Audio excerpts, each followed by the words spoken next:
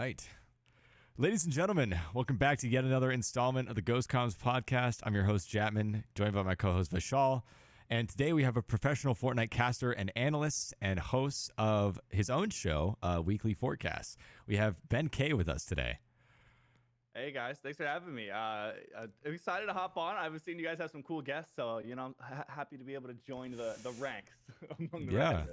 Oh, we're super excited to have you. I gotta say, casters have been my favorite subtype of people that we've met and that we've had as guests. Really? Lash, Panda, Monster, like some of my favorite people and the best conversations and just the nicest guys I've ever met. So I imagine that trend will only continue.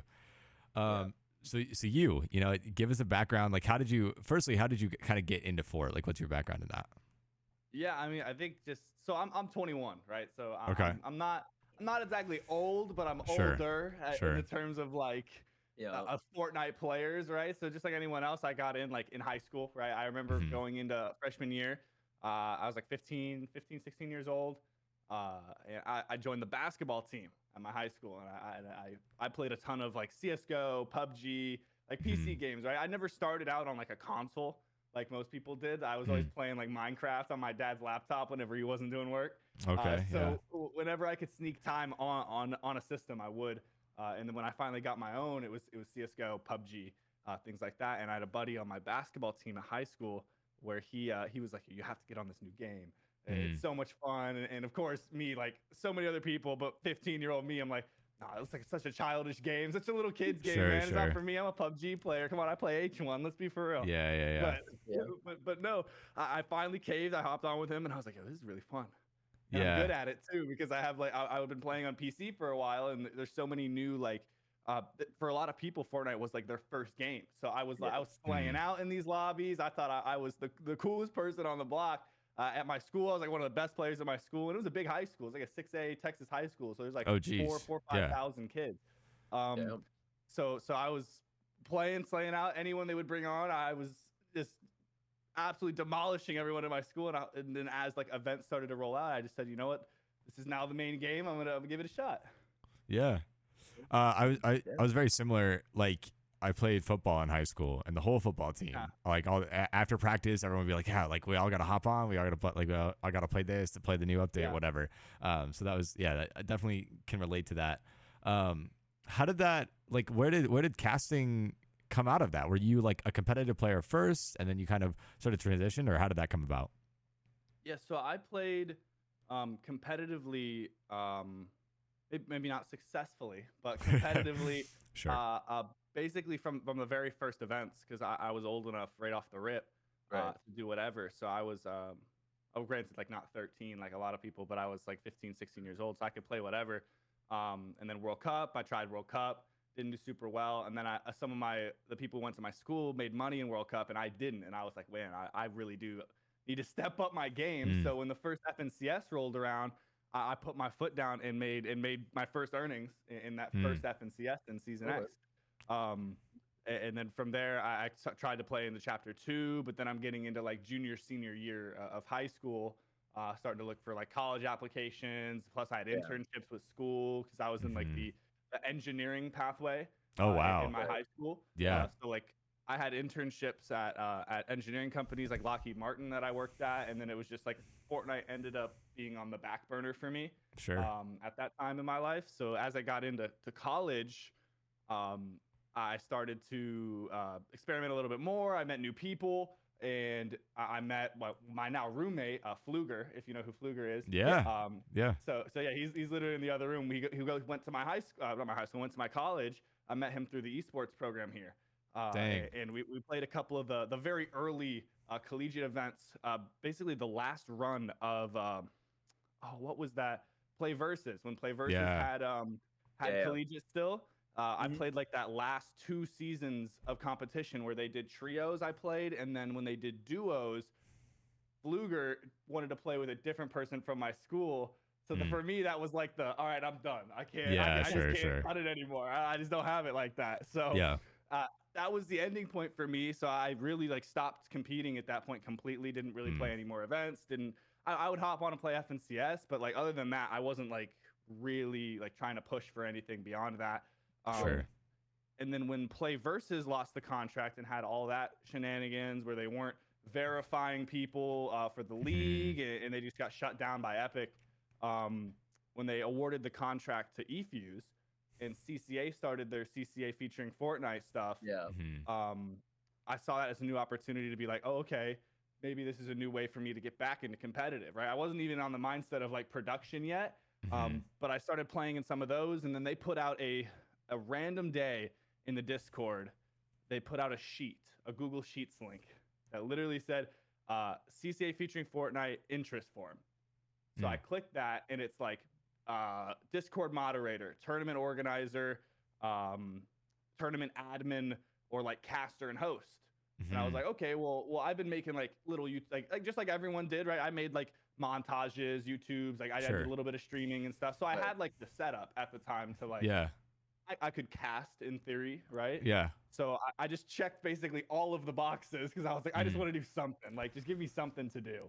So do you feel like that was your let's say willingness to apply came from more that you knew the game really well? Not that you were like, oh, I've experienced casting or anything, but it was just like you knew that you were going to at least be able to talk about the game in a capacity of like, I understand what's going on. I can convey that information. Yeah, no, absolutely. Yeah, I had made some money at the time. I made some money in Winter Royale. So like I was like, I think I was just under 2,000 earned or something like that. Okay. Yeah. So yeah. I thought I thought it was so cool. Like yeah. Like, I applied everything. 100%. We're in East Open flexing the earnings. Like, you know how it goes, right? Like, come on now. Are you are you in school right now? Yeah, so I've got one more year. Okay, nice. And you're in an engineering degree, or are you in a different degree? So that's what's funny, right? So as soon as I filled out that form, I was still doing engineering. I finished that semester out. Casting started to pick up a little bit, and they started giving me more and more gigs. I started getting some gigs outside of like the eFuse CCA like circuit. I would get like oh man, who did I just show? So I did like NACE Star League. They do some events for collegiate people in the Fortnite space, and then they started giving me like I did like a Nikkei 30 event where I got to cast with Nikkei 30, which was like super early on in my career. Looking back into it, like I had no right being in that call. Like, I was not like I did not know what I was doing.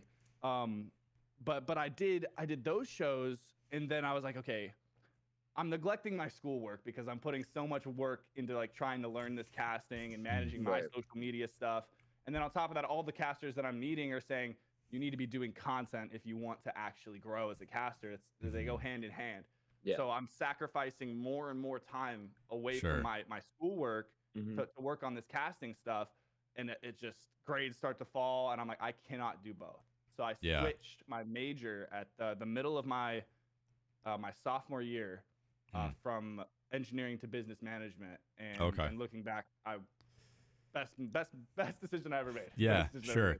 Yeah, my dad is an electrical engineer by trade, and that like he went to school for it, and the engineer tracks, man, they are on something different. It's absolute insanity. I don't understand how they're doing it. So that's really interesting. So you kind of.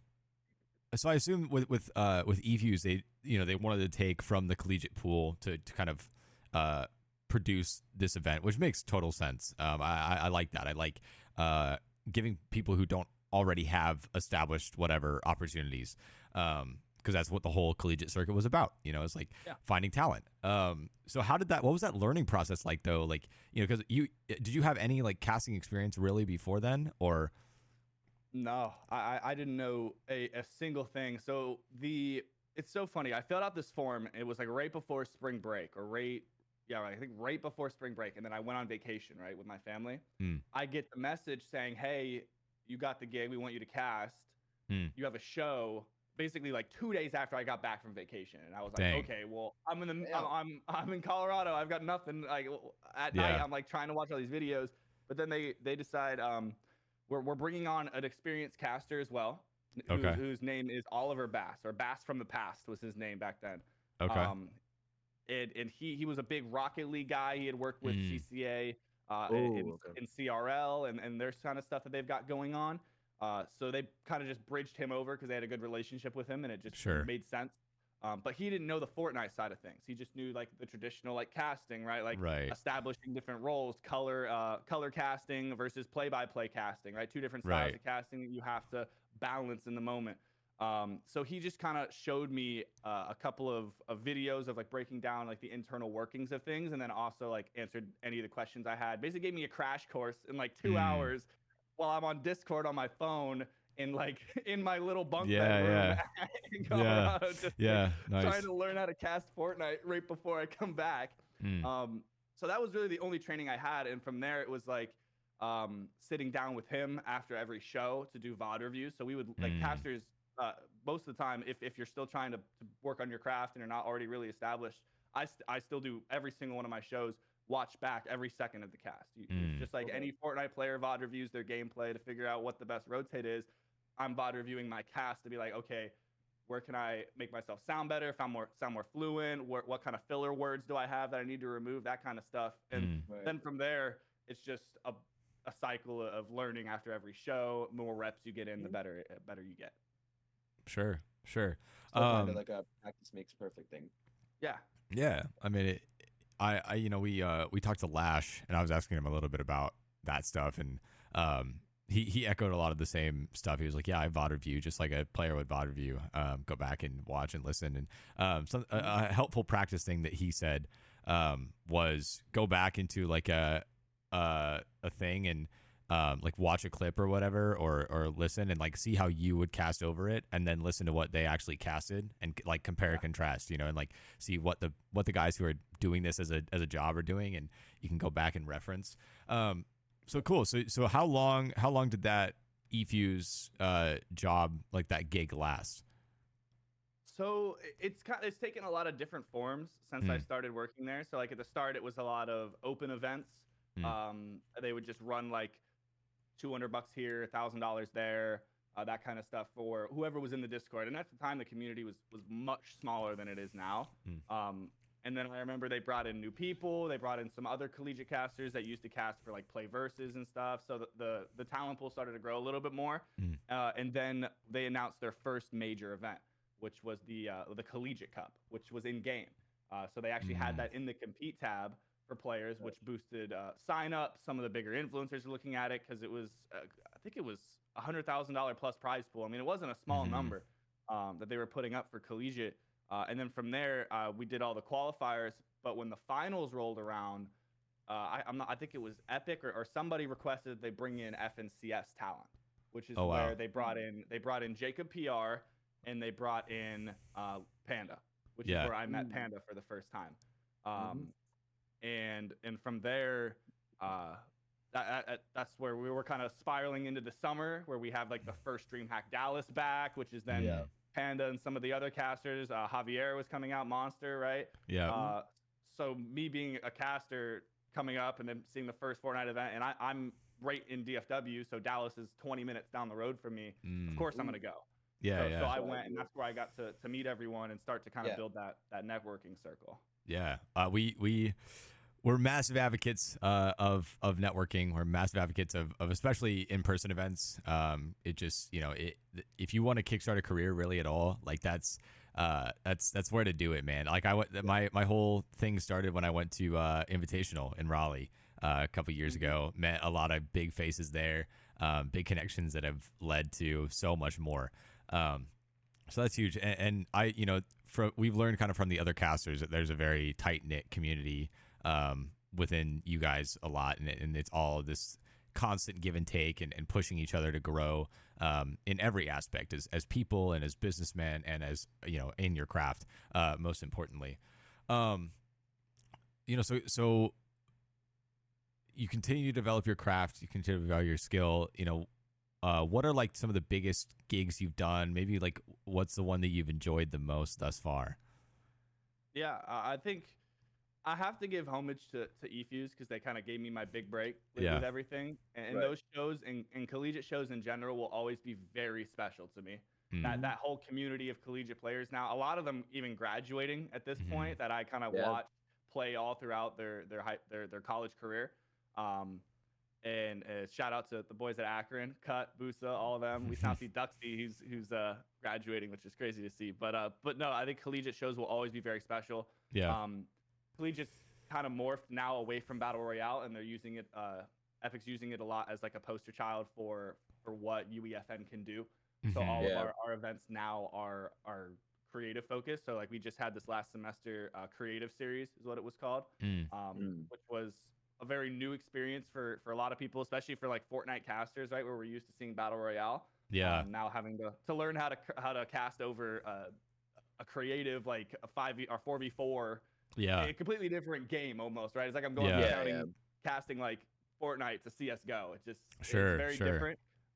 But the passion for those shows has always been number one for me. Yeah.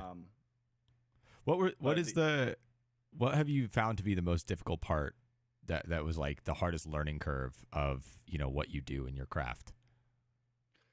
Hardest learning curve. Good God. It's probably just being accountable. As much as like you can go back and listen to your cast, you can be your worst critic, but there's always more that you can do. And I think a lot of casters will fall stagnant to the fact that they think that they can't improve anymore, and they stop putting in that effort, which is apparent when you look at a lot of the products that are getting put out. But the but my biggest thing is, especially since the casting community, especially in Fortnite, are so open to helping each other, and if you reach out, like just ask to VOD review, to look over your stuff. I remember the first LAN I ever did was a LAN for XP League, which is a youth esports organization. Is that Bully's mom? I think is the CEO and owner. Okay, yeah. Yes, and that's where I met Bully there for the first time. This is when I was just starting off. I went out, it was my first LAN experience, which was like I thought was like this is great, this is huge. Finally get some on stage experience, because it's massive for a caster to finally get that bridge from a virtual show to an in-person show, because it's an entirely new skill set you're trying to learn. So I was incredibly nervous going in, not only for the fact that it was my first in-person show, but I was paired with SBG. So an FNCS caster, and I'm this novice. Like I've done like maybe a handful of collegiate shows, and now I'm here with like the guy who's at the top echelon of casting. And I'm like, oh my gosh. But he was so inviting, encouraging throughout the entire process. Yeah. And I still have it to this day. He wrote me the most thoughtful criticism page after, just breaking down what he thinks I could have done, what things I could need to improve on. And a lot of people would see that as like they get upset or whatever. Literally one of the most cherished things I have now, even still looking back, it just getting that candid input on what I can actually do to improve is so valuable. Yeah, that's something I think in the industry as a whole, mentorship is a massive thing. It's like if you can find that person and for one reason or another make them willing to invest in you in that way, it will launch you to places that you never thought possible. It's a really special relationship. And I mean, if you can, it's part of why networking is so big. Not just so you can work with people of the same size or slightly bigger. It's like if you can get those opportunities. I mean, I can say that even just on a small scale, SPG and Panda and Monster, like I've reached out to all of them. I've met all of them. Like that, they've had moments where they've given me advice, or like, hey, this, whatever. I've pitched ideas to them or things of that nature. And just learning from people around you and learning from people who are farther along than you, in your career, is just such a massive thing. And I can't advocate for it enough. There's too much of that, every man for himself mentality. And there's so much more space for collaboration and pushing each other. And, I mean, I'm religious, so I'm going to quote the Bible, but there's a verse that talks about iron sharpens iron, which is like, you talk about two people who can continue to hone their crafts together and to forge each other into a sharper blade. And I think that imagery really carries over here. I want to touch on something that you said earlier about, how there's been a shift in the collegiate landscape to the 4v4 game modes and all of that. Obviously the ESL announcement that happened, super recently, and moving the format of Saudi, and I believe maybe DreamHack's moving forward. I may be wrong on that detail, but these maps that they're releasing, I think it was a capture the flag first, I think a hard point, and then like a control type deal are coming out relatively soon. What do you think about that for the competitive landscape, and just how that'll impact competitive Fortnite as a whole? It's interesting, right? And I've been working with Monster a lot more recently, so I see a lot more of his tweets. So I saw him talking about this video the other day about what he thought about UEFN. So it really had me like thinking about it, especially since like Battle Royale and Collegiate is such like a special place in my heart and always will. When they switched over, I was a little bit upset, just because I think I will always be impartial to Battle Royale. I just think it's so special. It's what everybody, in my eyes, like this is what Fortnite is. And obviously that's shifting, right? It's changing. Epic sees a massive opportunity with these new custom game modes inside of UEFN, and I think the possibilities are limitless. I am just worried they're pushing some of it a little bit too fast. There are a lot of like big like shifting all of Collegiate to creative. I think was way too much, too much, especially with like the stages on how they're trying to develop the league. But now like looking at like ESL and how they're pivoting, it kind of made sense considering, right? So ESL is Saudi. ESL is the company that runs all of Gamers 8, all of Esports World Cup. That's the company that runs everything. Right. So to see ESL shifting to creative, and then you saw Esports World Cup shift to creative, we kind of I saw it coming just a little bit, because after seeing Collegiate shift over as well, right? You went from Gamers 8 in 2022 being Battle Royale and zero build. Then in 2023 being just zero build, right? Because they wanted to hold that Battle Royale like championship into their FNCS exclusive league. So now they're just going to push zero build more, because that was their baby at the time, right? Zero build, like this is what we want to push. This is the new hot game mode that's getting all the streamers into the game, right? Now they see UEFN as that exact same thing. Where they're like, okay, now UEFN is going to be the driving force for new player base. It's not going to be zero build. It's not going to be Battle Royale anymore. This is where the new players are coming from. I think it also distinguishes the product. It makes it distinct from the Battle Royale. It's not too similar, to where like if people are going to want to watch a specific type, because my whole thing with these game modes that I find really interesting, like I think it's funny that you said that like the BR is kind of, for you, that's the identity of Fortnite, because to a degree, obviously I agree, but I also think for me that it actually boils down to not so much the BR, but the mechanics. Like building and editing are just the most unique mechanics in any shooter ever. Maybe in video games in general. Maybe like Portal, you might have an argument there. That can be a whole YouTube essay video, but that to me, I think is like the control that you have in a fight in Fortnite versus any other shooter on the planet is just, it's bar none. You have so much control, and it's like this high octane chess match, to outsmart your opponent. And there are trillions of permutations with all the different types of builds, and then all the different edits, and then the combinations of that you can do. There's so much. There's no two fights that are the same. You know what I'm saying? Like there's so much that you can do, and we haven't even come close to touching the skill ceiling. So for me, I always thought that the competitive product, there was an opportunity there to do something more like, Halo or COD or Valorant, where you have these objective-based, round-based game modes, and then put the building mechanics into it, and just see where that goes. And that's what this kind of is. Like when Box Fight League was doing really well, which was just a Zone Wars league every week, or a Box Fight League, where it was team-based, round-based game mode. I, for one, found that so much easier to watch and enjoy, both from the perspective of it's digestible. Like I knew that someone who didn't understand the game would still be able to understand what's going on, much more so than the BR, because there's so much. There is so much that goes into the BR at a high level. I mean, SBG and I, when I was on his podcast, we talked about like, from a caster, you have a hard job as a caster between, how much can you explain without making it, too complicated for the average consumer, but still give the dedicated viewers what they want. And that's the BR kind of has that issue for me. But like the biggest thing is that downtime, right? Like a BR is just, you can't force fights to happen. You can't make it predictable like that. The scaling of it, a game is 25 minutes. That can be hard for viewer retention and all of that stuff. So when Box Fight League was really at its peak, it's like the most you're waiting in between rounds is 10, 20 seconds.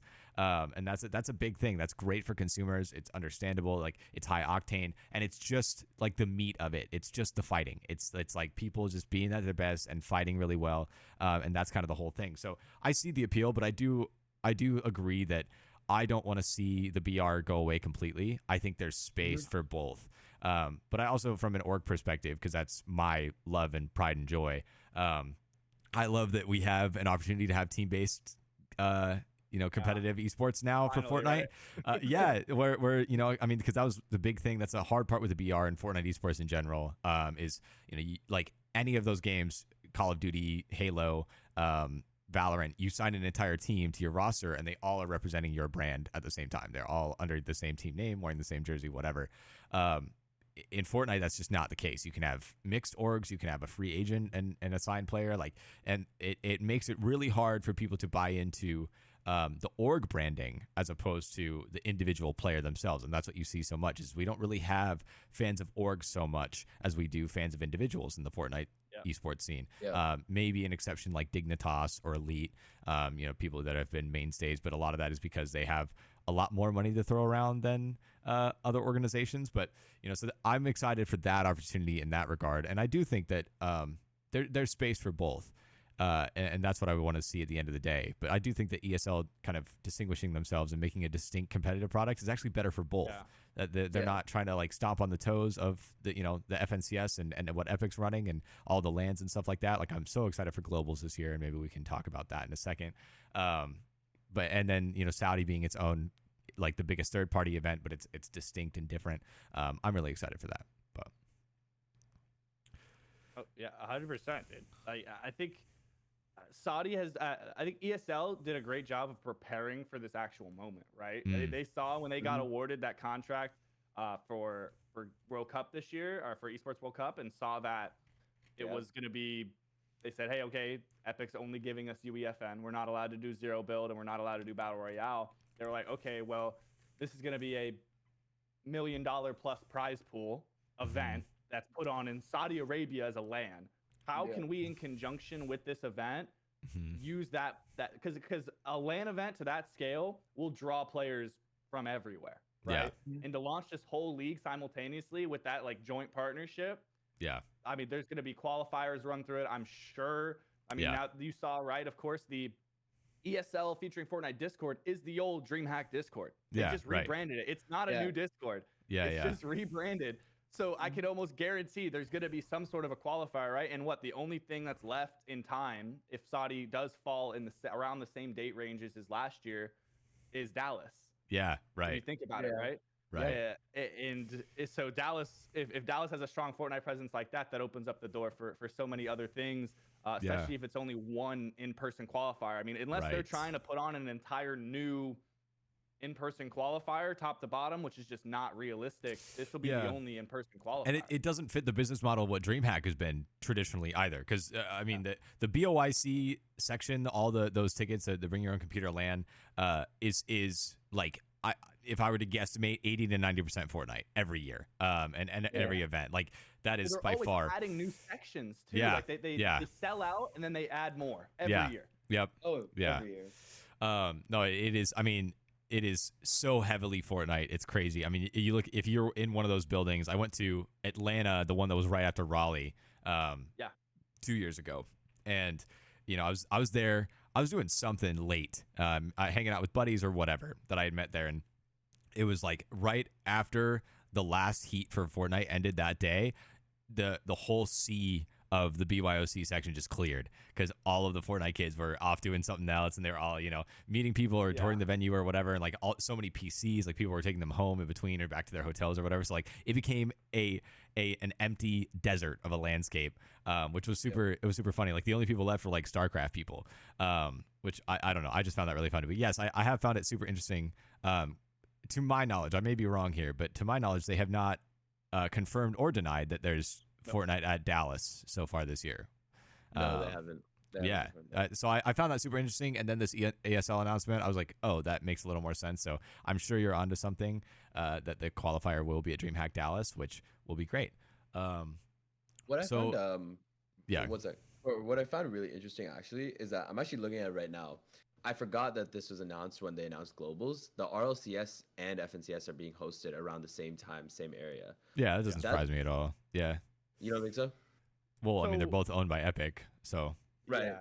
Well, then also, I don't know if you guys know. So even last year, right, while Invitational or not, while Globals was in Denmark, RLCS had their World Championship at the same venue at Dickies Arena last year. Oh wow! So when I figured, that was my prediction from the start. How right I was, or whatever information I had heard, I still had to keep my mouth shut. But I mean, it was like I was almost sure when I saw it was a renewed contract with Blast. It was going to be, because now Blast has rights to RLCS and and FNCS. FNCS, yeah. It would just make sense if they want to come to the US. Texas is going to be the place to be, easiest for travel. Most of the NA pros are already here. And then on top of that, they already have a relationship with the venue. So it was my prediction from the start. So. Yeah. It's a fair prediction. I had a lot of similar reasoning. My whole thing was like, okay, they're not going to repeat Raleigh that quickly, I wouldn't think. And then the ease of travel, especially like, how visas have gotten so complicated in other places, and even Denmark, there were some issues and all that stuff. I mean, it just makes the most sense. And the server changed to Dallas. You're like, okay, you have a lot of stuff going for that. So yeah, it makes sense. I'm super excited. I like that it's NA based. It's going to make it so much easier to get down there this year, and it's going to be an event to remember for sure. And I'm super excited for that. I'm excited to see how Blast's production is this year, because last year was amazing. I wonder how much they're going to up it for this year. Yeah. Because nobody expected, especially the intro where everybody posted about it, the very first intro scene into the FNCS Globals. When they posted that, I think everybody was stunned by it, because they didn't expect that. They didn't expect that over what Invitational was. Like, Invitational was great. This one topped it off 100%. Right? So anyone can have their gripes with Blast, but their productions are the best. Productions is insane for sure. And that's just I think it's a continuation of this upward trend that we've seen in Fortnite competitive. People are very narrow-minded, and they listen to an echo chamber of specific voices, typically big streamers and players that really don't know what they're talking about for the most part. People who say that Fortnite competitive is dying or anything like that. Like, we're in a really good spot right now, and it's only getting better. They're making every effort to improve it to the best product that it can be. I think it's a good place for everyone right now, and there's so many opportunities. Like, another opportunity that was just announced was the Milk Cup, the whole tournament series, multiple qualifiers, another LAN that we're getting this year in fall of 2024. I'm interested to hear your thoughts on that, if you have any. I mean, so that's eFuse as well. So I've got a pretty good relationship with the team over there. And this whole WOT series that they've been doing for a while now, I mean, massively successful in their eyes, right? Like, they exactly what they want. They're rallying together massive communities from so many different influencers and streamers on this side of the board to give female players a platform to show out. And there's the fair share of controversy on Twitter, the whatever you want to call it. It's a whole mess of things, but in the end, it's a good thing for the game. And I think having an exclusive event like this, and any in-person event, period, end of story, any event, anything that's bringing in more eyes on Fortnite right now, if you're a player that cares about the longevity of this game and your involvement in it, you should be happy that this is happening. Period, end of story. If you have any other perspective on it, you're just naive. You're not really thinking about what this is actually going to do for us in the long run, right?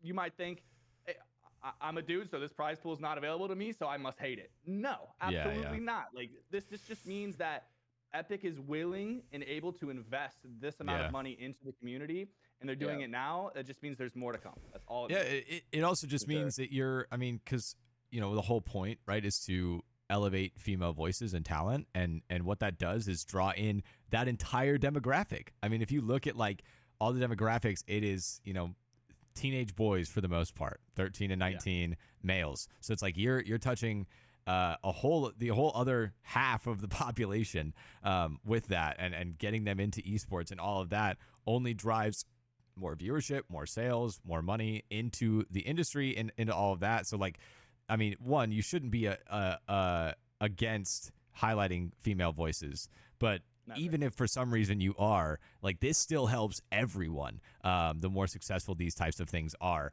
so it's like it's inspiring now girls as well as guys to get into esports, and start buying PCs and streaming, and feeding money into the industry, which is something that we all want. Esports is like not, it's not in a fantastic place as an industry, so anything that is a step forward and is growth in any way is going to be a good thing. And yes, and specifically in Fortnite, I mean, Fortnite is going to be around for a long, long time. It's not going anywhere. So it's like, if you want to be a part of building the things that are going to be part of that longevity, then please do so.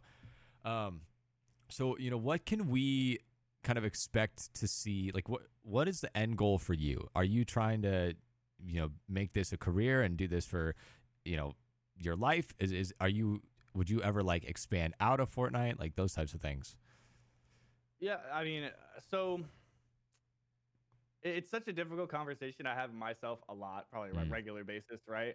Of course, casting, I want to be an ever constant like presence in my life. I have such a passion for it, the ability to go out and bring the right attitude and the right mood. And it's so funny. It sounds like such a flex, but the Prince of Saudi said something when we were in Saudi Arabia for Gamers 8, and he said the casters' voices are the music to the action, right? And I feel like for far too long, Fortnite has been disrespected in the fact that people do not take the time to realize there is so much behind these players and to these big moments and what it actually means. Yeah. And more often than not, you'll see people come in, especially it happens so often when they bring in unexperienced Fortnite casters, right? And they just joke around. They make fun of our game, and they point fingers, and it feels so disrespectful to me, because I know like what this means to these players, and I feel like they deserve only the best music, and it's in my eyes, I can help to build those moments, to give them that clip, right? That moment that they're gonna pin to their profile and be like, this was the moment I made it, right? Yeah. Like, 'cause I won one of the first zero build lands of they ever did, right? The Tim the Tatman hoedown that they did. Fallout was Fallout and Reflections were casting that. Legends in esports, right? And I remember that moment, going back on it, meant so much to me. Yeah. And I'll never forget like the way it sounds in my head, and to be able to be that voice in someone's head for that moment in their life is something that I wouldn't sacrifice ever. There's no way.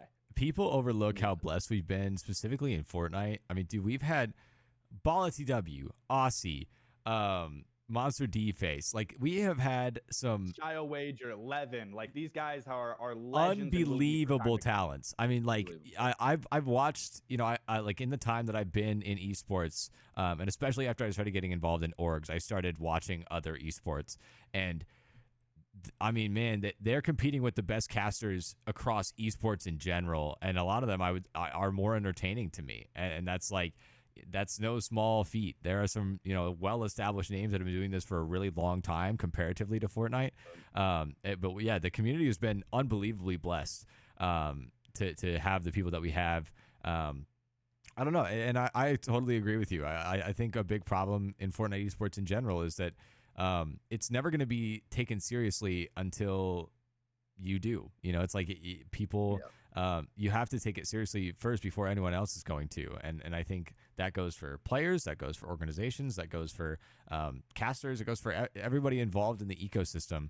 No one's going to take you seriously until you take yourself seriously.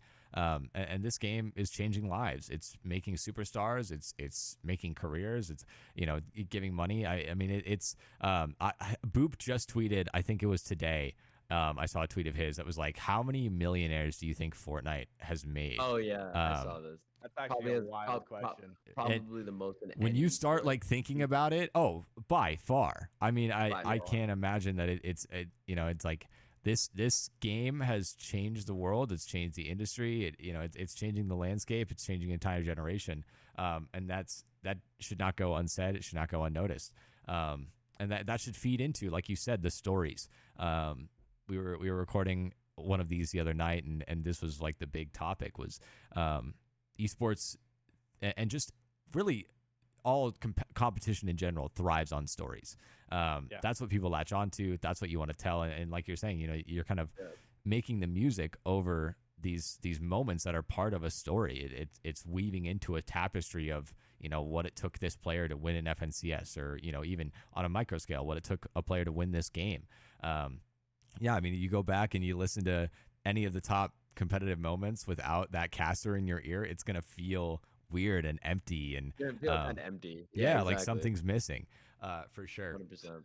So what can we see from you in the future? What are your plans? Maybe on a super upcoming sale, if you have anything you want to plug or announce, and then maybe like a long term, like where do you see yourself in 5 years?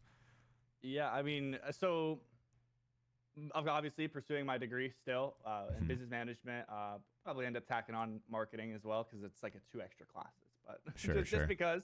But once I get out of school, I'd like to find a job in esports wherever it is, whether it's working with an org on whatever it is, whether it's actual like business work behind the scenes, right? Because I guess the degree makes me qualified, whatever that means. It's a whole other, sure. a whole other conversation beyond that.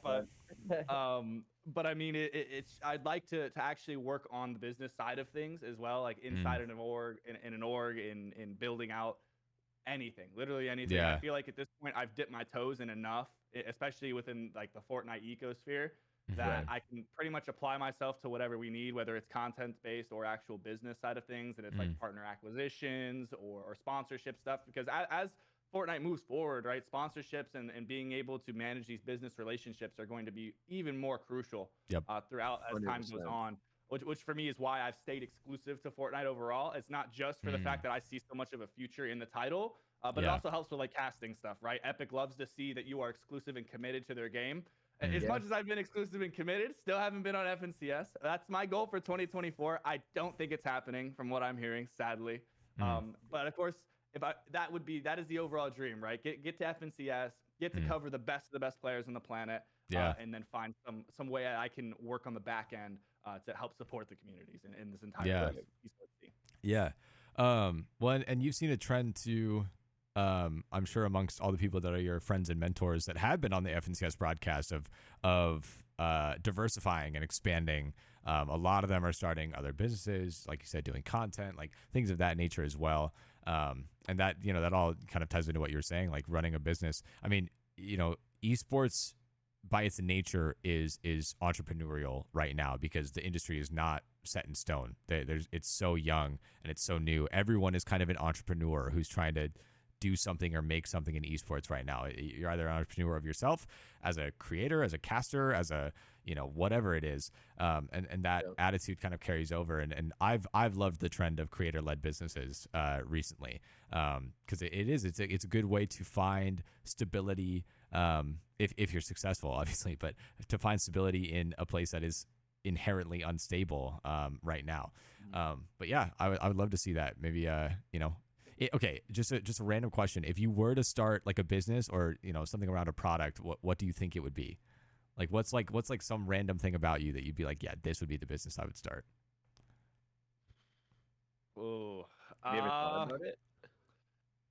It's so weird because it's like I would love to have the capital to invest into something like that, but it's just not there right now. I'm still a college student. Yep. But I think for me right now, if I'm investing anywhere, as much as I'd like to say product or whatever it is, I legitimately believe that that content is king. And I think that there are so many different things and brands, organizations that are not utilizing it to their full potential. So if I were to start anything from the ground up right now, it would be some sort of an agency to consult these brands, these organizations, to get them up to par to what the best are doing, because there is so much opportunity that comes from successful content and branding, whether it's collaborations with sponsors, and that's how you lead to things like the Milk Cup, right? Like this is a sponsored event. Like sponsors have this money laying around and they want to reach the core audience that Fortnite has access to, because there is